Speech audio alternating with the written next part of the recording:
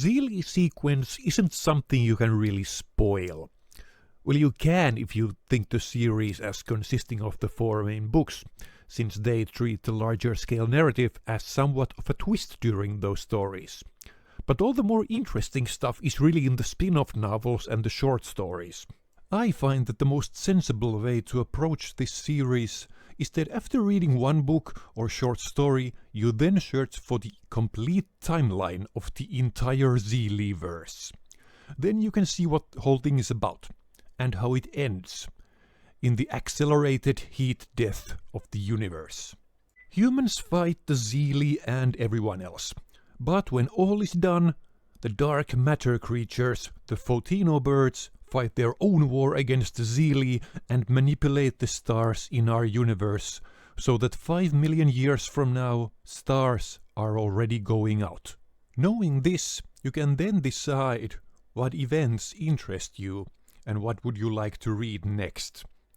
How did it all come to this? What kind of physical laws apply in this universe?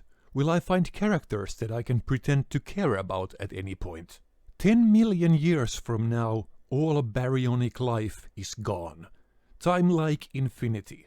Done. Kaput. Fat lady has sung and the baby has been thrown into a well with the axes. So it's completely pointless to ask what happens after that. So meanwhile, 5 billion years later,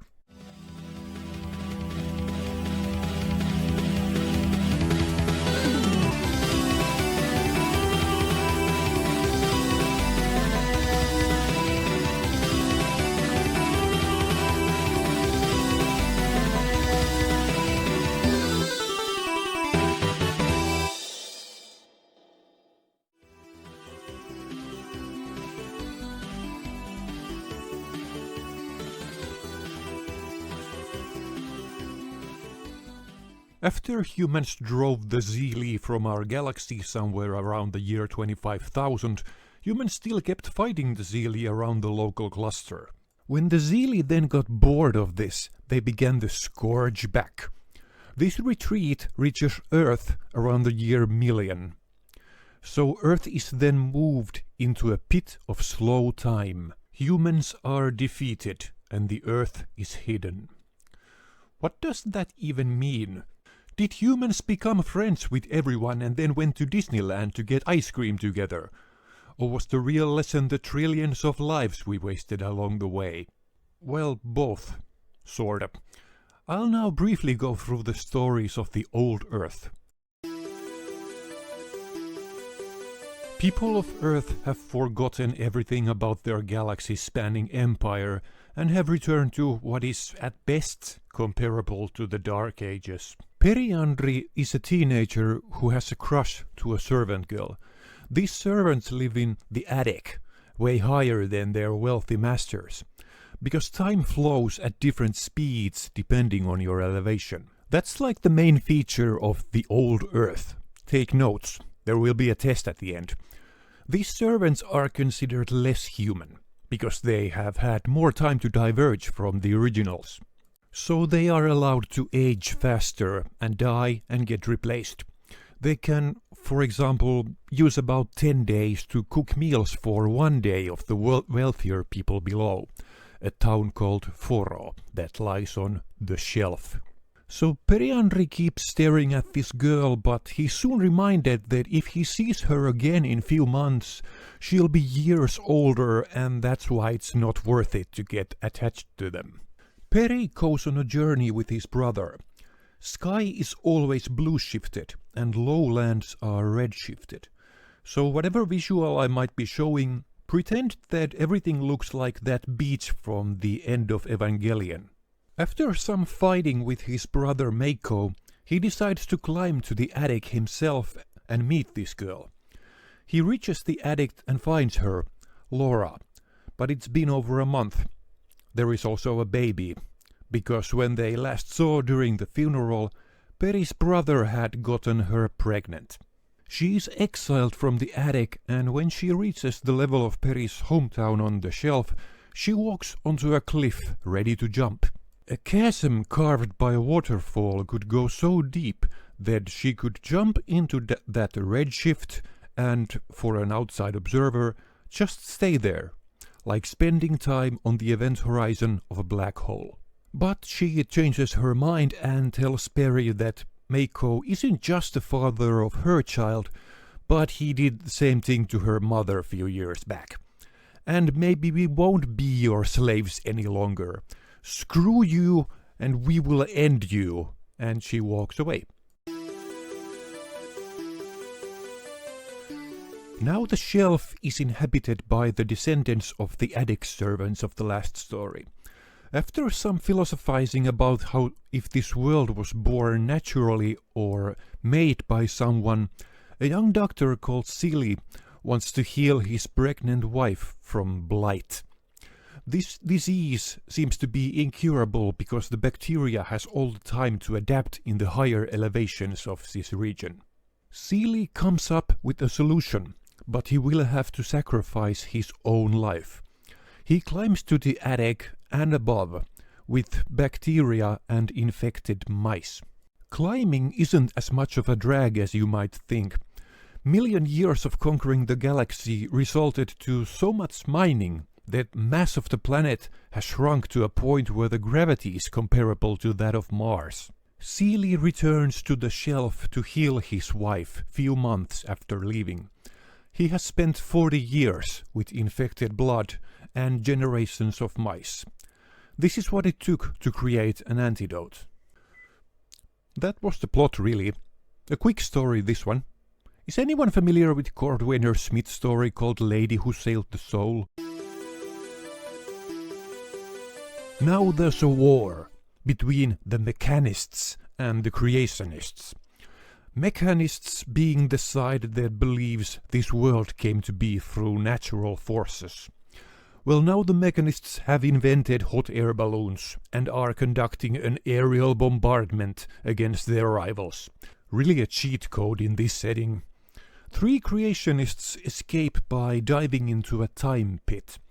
That's where you can toss thieves and murderers.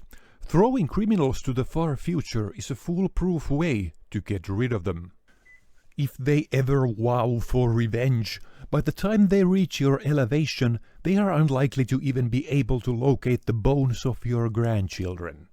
After an unspecified time and fall through the redshift, they wake up in the lowlands where a cruel brute named Teague takes them as hostages. Teague controls a handful of women and children.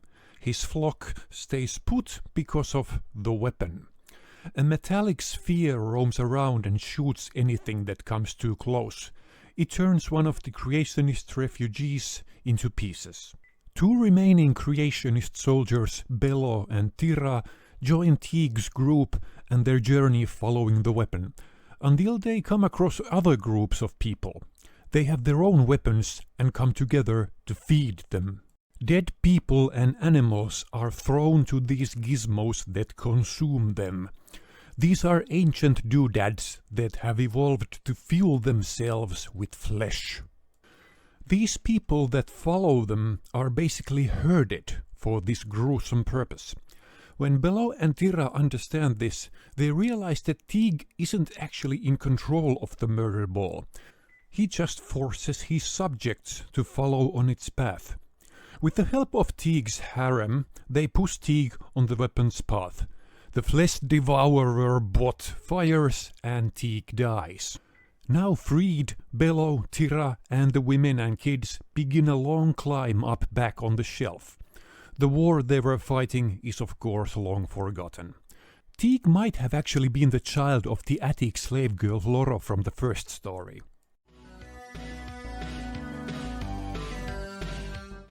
Now it's not just floating metal orbs that shoot people in the lowlands, but also a village of buildings shaped as platonic solids that lure people in and then digest them. And also they float when they get sunlight. That's about it really. So in this last story things actually happen.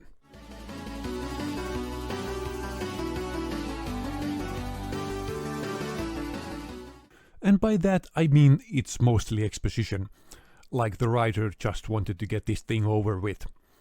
We follow Telny through his life from birth to dying of old age, focusing on the times that he interacts with the descendants of the weapon.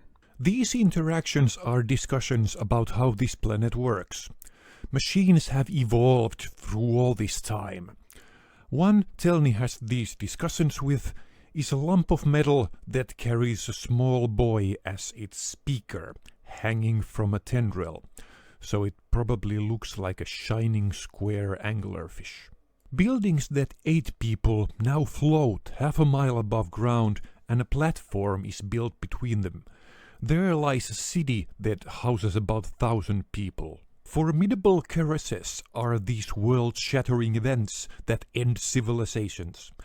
So the weapon advises Telny to research these apocalypses that seem to reset the world whenever they happen. Last one was 10,000 years ago. We get Telny's calculations that this shelf standard time means about 3 billion years in space outside. By observing the night sky and maps of ancient skies, it seems that it's the Andromeda galaxy that collided with Milky Way that created bursts of star births that lit up the sky 10k years back. Now the galaxies are colliding again, as the first time they made a pass but kept going for a while. The sky will be lit again, but the machines that evolved to eat people managed to protect them this time. Telny does see the next formidable caress, as he is dragged down to the deepest pit before he dies of old age. So the years will whisk by and he'll get to see the sky explode. Telny and the weapon also talk about effigies. These are ghost-like ethereal figures that rise from some people when they die, and then they sling away to the planet's core. These have been a thing even from that Periandry story, but I'm only mentioning it now because they aren't really explained much. Apparently they aren't from Earth, and they bond to humans so they can collect memories and return to a colony of these effigy ghosts when the human host dies. Then Telny dies. While dying, he starts to glow. He sees a tetrahedron, remembers things he didn't experience. His last words are, "Not again, not again." The end!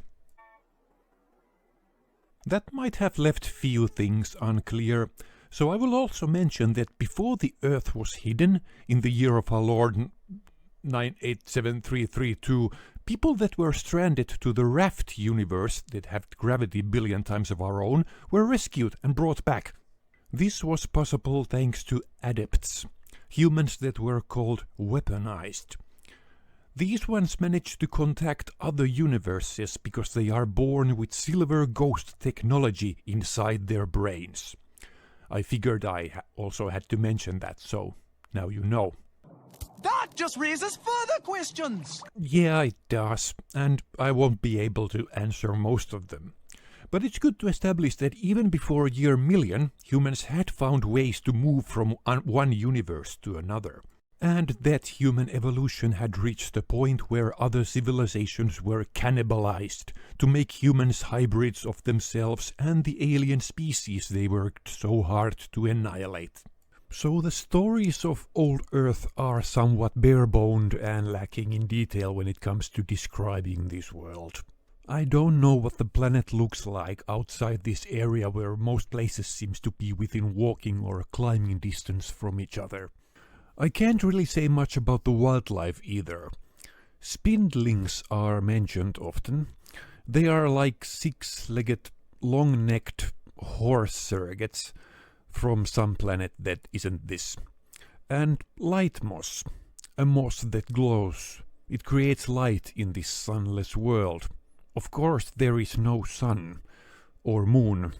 Moon has been orbiting a faraway neutron star since who knows how long, for a reason that absolutely no one knows.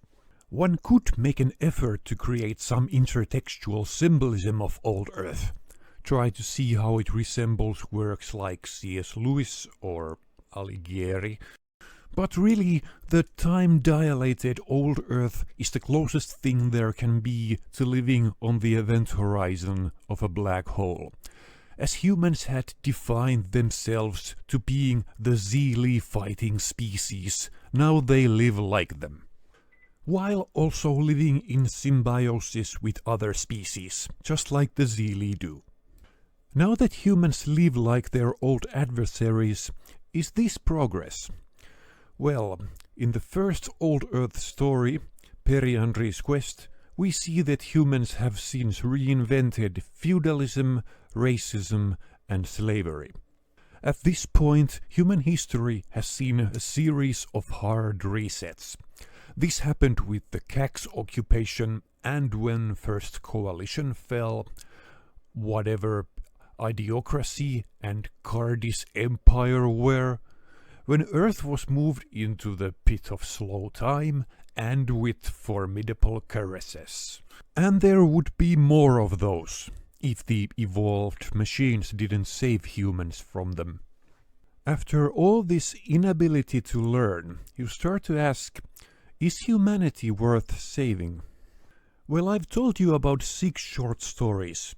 In 3 of them, constant fear of rape is a major plot point. A bit negative. You'd think the worst was over after 9 trillion kids had been thrown to the galaxy core. So is there someone we could blame for this debacle? Enter Luru Parz, the oldest human and part of a group referred as the Ascendants.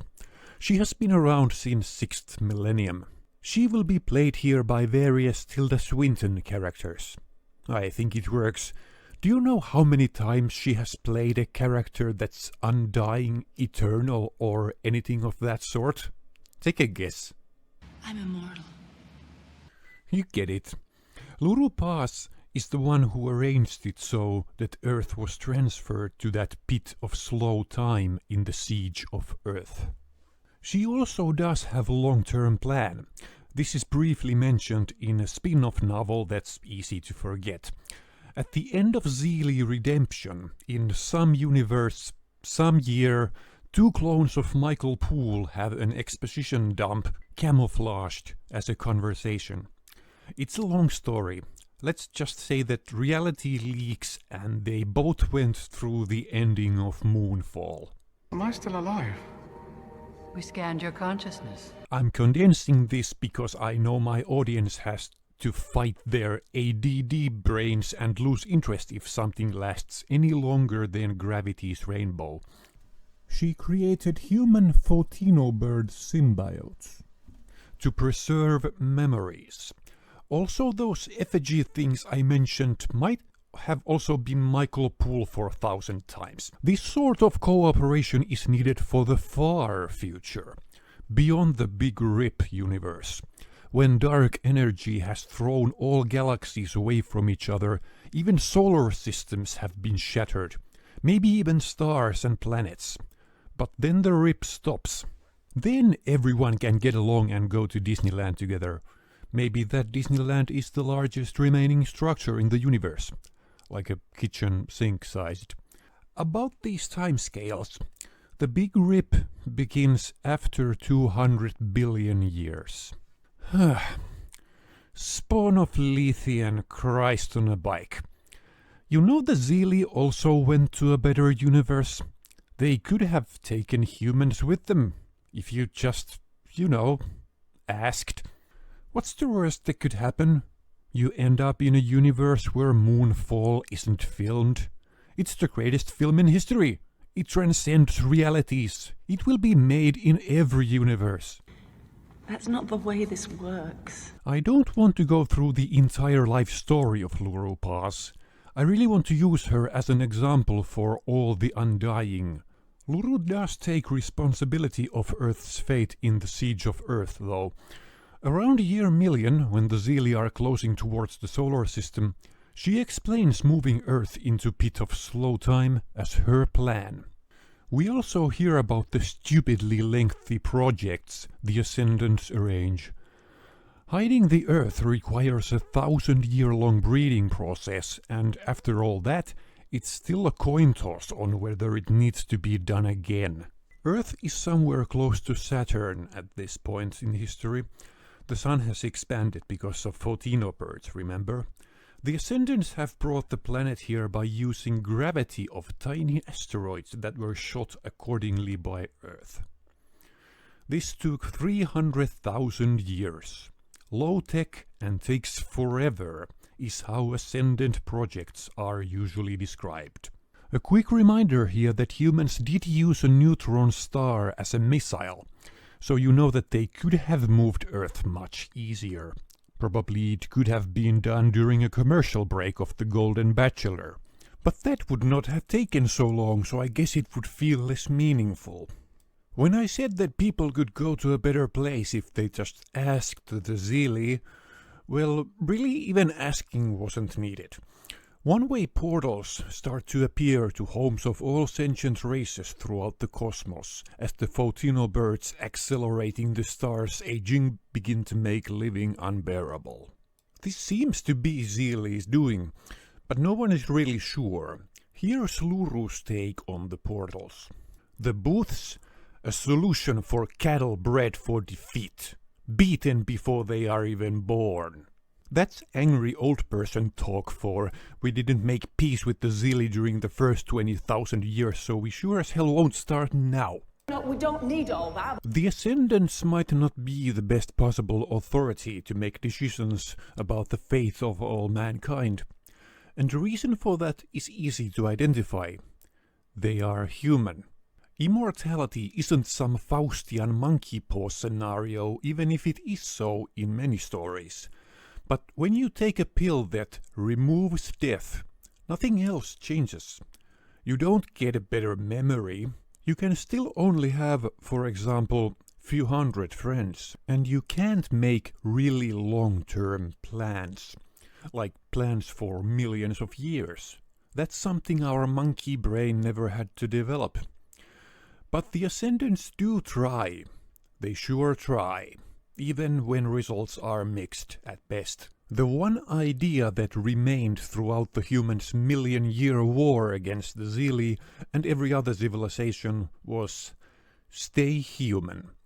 Especially after humans won the galaxy during the events of Exultant, they began to be at war against evolution as much as against the Xeelee. What the Ascendants would witness during those million years would be a series of rises and falls. These hard resets would be seen by mortals as the norm. No progress, no learning. Sounds fine for those who love unchanging routines above all else. So on the longest of timescales, human history is a complex dissonance, with notes sounding at a multitude of frequencies, from the purposeful to the evolutionary, and only the broadest patterns are discernible in its fractal churning. You learn this if you live long enough. After a million-year war, why not continue doing those resets? Maybe Luru's head was full and there was no room to understand the concept of lost cause fallacy. Poetry. Since even when Luru, in her own words, saved Earth and humans, it's not like she had any respect against singular humans. Not that she ever appeared malicious against anyone, but calling everyone else mayflies does give a slightly elitistic picture. It was just another project she had to... The hostility of mortals was relentless. It pushed us together, even if often in mutual loathing, but we were always dependent on the mass of mankind. Undying or not, we were still human. We needed our short-lived cousins. We spent most of our long lives hiding, though. That hiding really made the Ascendants disappear for millennia, so they could then appear again, like some ghost of Christmas futures past. Immortals' need for those short-lived cousins comes apparent in Ring. After a 1,000-year voyage, spaceship the Great Northern returns to solar system at year 5 million. Anti-senescence treatments, those keep you from dying, aren't a one-time thing. In Siege of Earth, Luru and other Ascendants are kept alive by an army of robots. But when resources are scarce, the upkeep tends to go through unplanned compromises. Crew of the Great Northern consists mostly of people born on the ship during the trip. But the main authority are people that were here when the ship left Earth. Few old farts whose AS treatments worked occasionally, like Gary Uvarov, who complains that AS robots in his blood didn't work correctly, so his eyes are blind, limbs are useless, his speech is machine-generated, and the brain seems to often be just as decrepit. And so it has been for 500 years. Ring also presents the ideal option. Liesel grows to be a 90-year-old in 3 months, then dies, is resurrected, and she becomes a probe inside the sun. There she spends 5 million years. This isn't really a problem for her, as she is rebuilt completely. Liesel was a lot more conscious than any other human before her. She was the most conscious human who had ever lived. Around the year 5 million, she is turned back to human form. But after socializing, making friends and having sex, in the story's end she chooses to go back to the sun probe body and returns to swim in a star, alone, for unspecified amount of time. And that's fine. It's like the ending of Waterworld. It's sorta unfortunate, because that's a different movie than Moonfall. But this immortality didn't need a horrific price. Because she was built for this, there was no physical constraints to try to keep her mind human. If most of the Xeelee sequence has been humans fighting against evolution, readers might find tiny victories during those moments when humans lose those battles. For comparison, there's a fitting passage from Luru Parz, right after the Siege of Earth, as it really feels like pulling a blanket atop Earth to protect its children happens mainly because the preparations had taken so long. It's not like we should back up now. So Earth died, but did not die. So Sumat died, but did not die. I did not die, of course. How could I die? I had completed this project, but I have completed projects before, and history just keeps on piling on, whatever I do. So here I am, in the dark, alone, waiting for what comes next. I remember so much, yet so little. I have seen mankind rise and fall, quite a story. But what stays with me are the faces, the endless torrent of faces. From Sumat, the ragamuffin who I loved, to Sumat, the idealistic messiah boy who I bred to die. Each face blossoms like a flower, then fades to dust, leaving me alone once more. Each face is a betrayal, yet they are all I have. End quote. Million years of character development can be summed up in what if Cloud Atlas was all about one person who left the same message every time. This video started with a question: is humanity worth saving? It then turned into who has the authority to decide what parts of humanity are worth saving? Well, since the most long-lasting idea, the most successful meme has been stay human and kill all else, I'm now letting it evolve into what if we get rid of the idea? What if we let the meme die? What if stay human means nothing? Christ, my upload schedule looks sad. So let's return to that next week. Now I'll finish this part with a fitting quote from Luru Parz. Even prison becomes a home. Well, good for you, you ancient unfortunate appendix of pointless victories. You lived over 1 million years. You visited half the galaxy and saw more than anyone. Then saw the evolution of another universe beyond its natural heat death. And you never even had to leave home.